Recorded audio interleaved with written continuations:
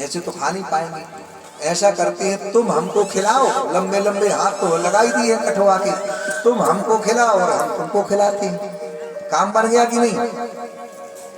बोले बन गया काम जय सिया राम। ये है देवता वाली बुद्धि, जो अपना ही अपना चाहे, वो राक्षस वाली बुद्धि।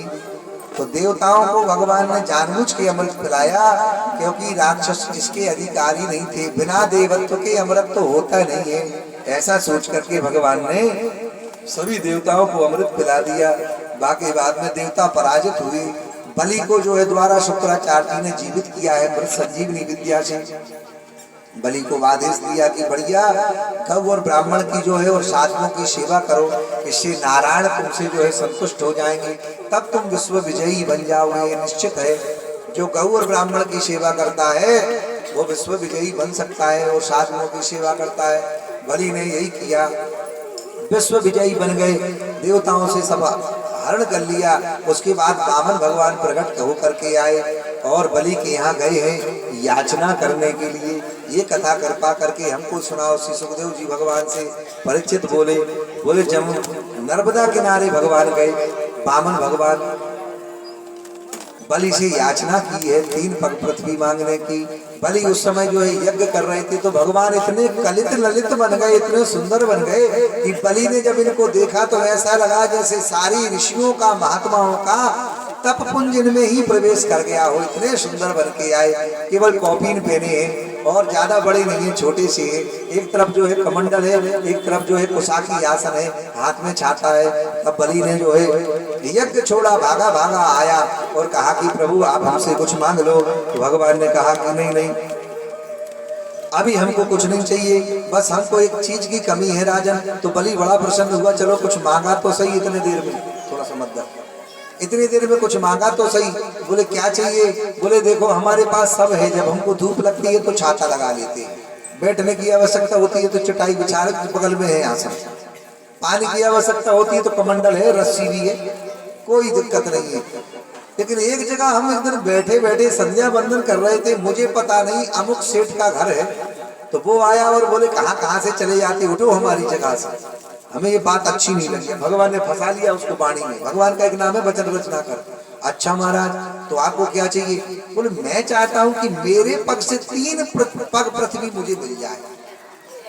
तो बलि ने सोचा कि 5-10 एकड़ मांगते, 10-20 एकड़ मांगते, गांव मांग लेते, ग्रामास तथान तुरगान गजान वाले खाए, पूरा गांव मांग लेते, 2-4-10 हाथी मांग लेते।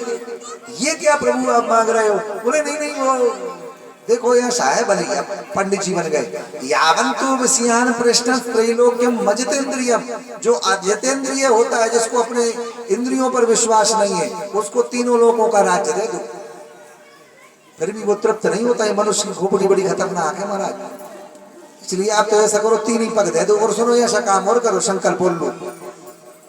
क्या 3 पग के लिए संकल्प? अरे बोले संकल्प लो 3 पग। दूर पर खड़े हुए जो है वो सुन रहे थे शुक्राचार्य जी, बार बार संकल्प क्यों बोल रहा है, कोई गड़बड़ है। ध्यान लगा के देखा तो भगवान श्री हरि खड़े हैं, दौड़ा दौड़े आए और कान में बोले राजन ऐसा करो, ये ना ये बामन है ना त्रिपन है, ये सब हरण करके ले जाएगा। पर कौन है गुरु जी? बोले साक्षात नारायण है। सोई बलि रोने लगी, अरे प्रभु नारायण बामन भगवान बन के आए। वाह वाह वाह गुरुदेव, आज नहीं मानेंगे, आज आपकी बात नहीं मानेंगे गुरुदेव। अब जब साक्षात नारायण ही खड़े हुए तो आज भले आप चाहे श्राप दो चाहे कुछ भी करो। गोस्वामी जी ने यही तो लिखा है पद में, जाके प्रिय नाराम देही तजिए ताही कोटि बैरी सम यद्यपि परम सने। मीरा जी और तुलसीदास जी समकक्ष थे। मीरा जी को घर वाले बहुत सताते थे। मीरा जी ने एक दिन चिट्ठी लिखकर भेजी तुलसीदास जी को, हे प्रभु हमको जो भजन नहीं करने देते, बहुत सताते हैं लोग। तो गोस्वामी जी ने पद लिख के भेजा, तो लेखक थे ना तुलसीदास जी जो रामायण लिख सकते हैं। तो हे बेटी ऊपर लिखा और फिर लिखा, जाके प्रिय न राम बैदेही तजिए ताही कोटि बैरी सम यद्यपि परम सने। जो राम और सीता से प्रेम नहीं करता, चाहे वो कितना गुणवान वाला हो, कितना बड़ा आदिवाल हो, कितना रूपवान हो, उसको करोड़ों बैरी समझ के त्याग दे बेटे। पर किसने किसको त्यागा? बोले तजो पिता प्रहलाद, अपने बाप को प्रहलाद ने त्याग दिया। तजो पिता प्रहलाद विभीषण बंधु भरत महतारी, गुरु बल तजो कंत ब्रज बन तनी, भय मुद मंगलकारी। ए बेटी, संसार के जितने भी नाते हैं केवल राम जी की कृपा से हैं, और जिसके हृदय में राम नहीं है उसको तो बैरी समझो, चाहे वो कितना रूपवान हो, गुणवान हो, बड़ा आदमी हो, सारे गुण उसके अंदर हो, और केवल सीताराम से प्रेम ना करता हो, उसको बैरी समझो। सब छोड़ दे, जा वृंदावन चली जा, भजन कर। ये बात ऐसी लगी मीरा को कि जीवन भर भजन करती रही, जीवन भर भटकती रही, जीवन भर रोती रही, और बाद में तो द्वारकाधीश में समा गई। गुरु सच्चिदानंद भगवान की। इसलिए हे भगवान, आज हम मना नहीं करेंगे, जैसी संकल्प लिया है हम तुभ्यम त्रीणि पदानि भूमिम संप्रदति। कहते हैं शुक्राचार्य जी कमंडल में घुस गए, भगवान ने एक लंबा सा कुसा निकाला, छोटी सी बन के बैठे हम। बोले गुरु जी पानी नहीं निकल रहा है, पानी। भगवान ने इधर उधर देखा, कहा है गुरु जी तो है ही ना है। बोले अंदर बैठे थे तो कुसा मारे तो कभी इधर हो जाए कभी उधर हो जाए। भगवान ने ऐसा सीधा निशाना लगाया, आपकी बात बताता हूँ, और जो खींच के मारा सो कुसा सीधे बड़बड़ा के निकले। अरे बलि, तूने मेरी बात नहीं मानी, मैं भी तुझे श्राप देता हूँ, तू बिना लक्ष्मी के ही ऐसे रह जाएगा, तू सब गरीब हो जाएगा, ये हो जाएगा, वो हो जाएगा, कहते हुए भाग गए। लेकिन वो क्या, आपको क्या लगता है शुक्राचार्य जी भगवान से प्रेम नहीं करते? नहीं, वो भी प्रेम करते हैं। वो भी कहते हैं न दानम न तपोरेच्य न शौचा न व्रतानिचा प्रीयते मनया भक्त्या हरिरम्यं प्रजम्बनम। न दान की आवश्यकता है, न धन की आवश्यकता है, न यज्ञ की, न तीर्थ की। किसकी आवश्यकता है? बोले भगवान से केवल परम प्रेम करो। क्या करो? जो प्रेम भगवान बिना याद किए याद करो। जैसे हमने उसने पहले दिन बताया था, बच्चा परदेश में होता तो याद नहीं करनी पड़ती, अपने यहाँ बात आती है। ऐसे ही भगवान की कल्पना होने लग जाए, अपने यहाँ प्रेम हो जाए भगवान से, वो सच्चा प्रेम करते हैं।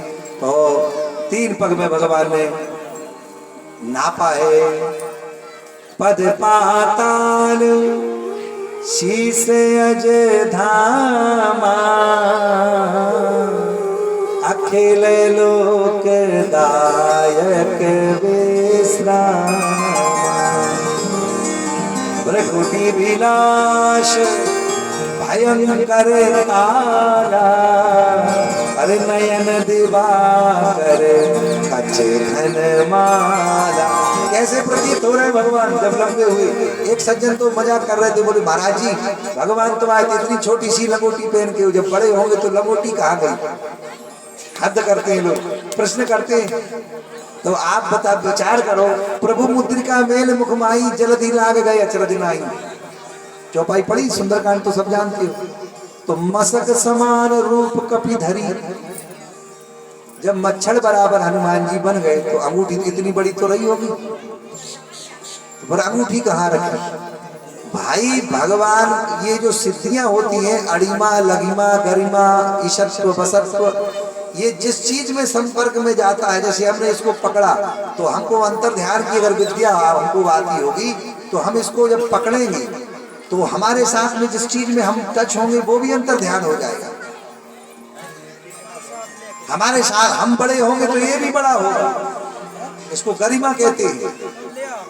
लघिमा होती है, अड़िमा लघिमा गरिमा ईशत्व बसत्व, ये सब सिद्धियां होती हैं। ये बिहार की एक घटना है, बौद्धिस्ट, आपने सुना होगा बौद्ध धर्म बहुत ज्यादा बढ़ गया था, तो एक बौद्धिस्ट जो है तंत्र विद्या से मोहित करके पंडित जी को ले गया और बोला कि ऐसा करो कि तुम हमसे शास्त्रार्थ कर लो।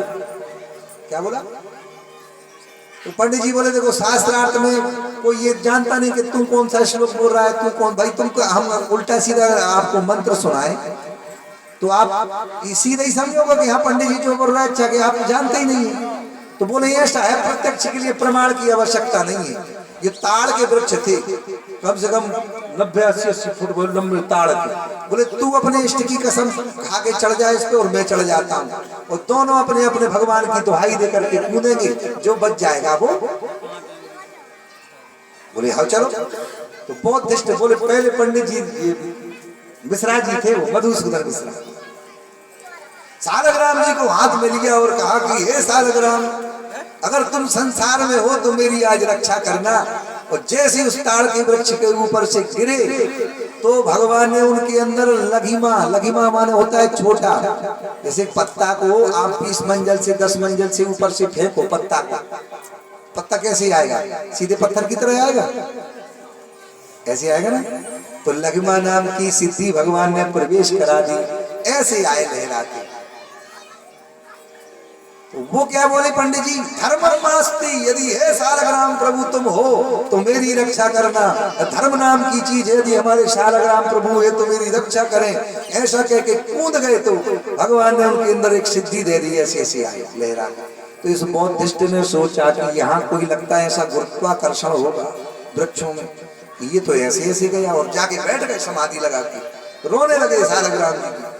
एक दिन वही जगन्नाथ जी के मंदिर में गए, भूखे थे, तो पट बंद जाना हुआ कि पट बंद हो गए, तो रोने लगे जगन्नाथ जी के, तेरे सामने 3 दिन से भूखा खड़ा हूं और मैं जैसी आया तूने पट बंद करवा दिए।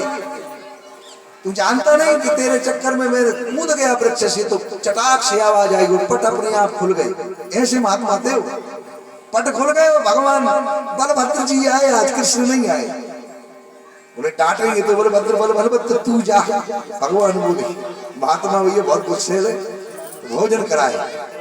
अब उस बौद्धिस्ट ने सोचा कि इनमें कुछ जो है ऐसा ही होता होगा, तो वो बोला धर्मम नास्ति, कोई हिंदू धर्म नहीं होता, कोई सनातन धर्म नहीं होता, जो होता है बौद्धिस्ट धर्म होता है। और ऐसे कह के जैसे ही कूदा तो जैसे किसी कद्दू फोड़ना, देखा कद्दू ऊपर से फेंको तो कैसे फूटता है, जैसे दधी भर दो एक कुंड में, एक घड़े में, और ऊपर से फेंको उसको, तो ऊपर से गिरा और नीचे थे पत्थर, तो फचाक की आवाज आई। पंडित जी हटा देते, फूट गए। क्या हुआ? आप क्या लगता है आप लोगों को, आपको इन कथाओं लीला कथाओं पर विश्वास है कि नहीं है? आज भी वही धर्म है, आज भी वही भगवान नाम है। तो पद पाताल शीसे अजय धामा, अखिल लोक दायक विश्राम,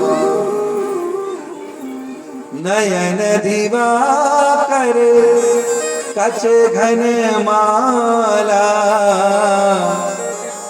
भगवान के नयन ही दिवाकर जैसे दिखाई नहीं लगे। 2 पग में सारी पृथ्वी नाप ली, तीसरा पग जो बलि के ऊपर भगवान ने स्थापित किया। बलि से कहा बलि अब तू मेरा दास बन गया। बलि बोले हाँ प्रभु, बिल्कुल बड़ा आनंद आ रहा है प्रभु।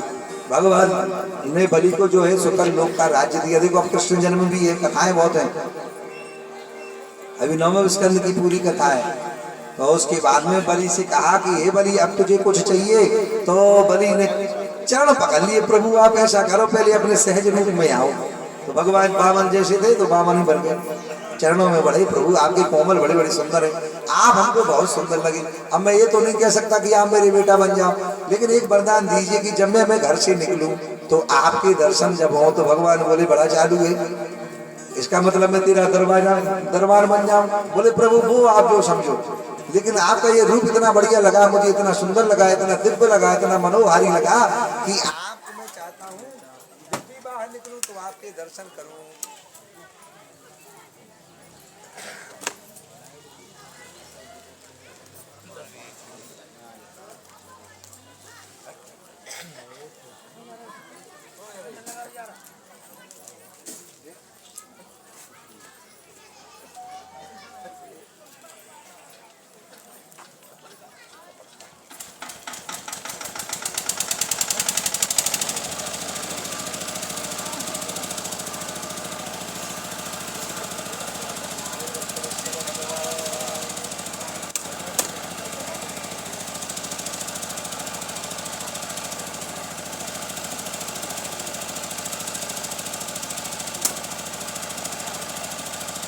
श्री राधे। देखो कथा और मठा, जित तो चाय बढ़ा दो, जित तो चाय घटा दो। हमारे वृंदावन में जब रायतो बनतो है ना, रायतो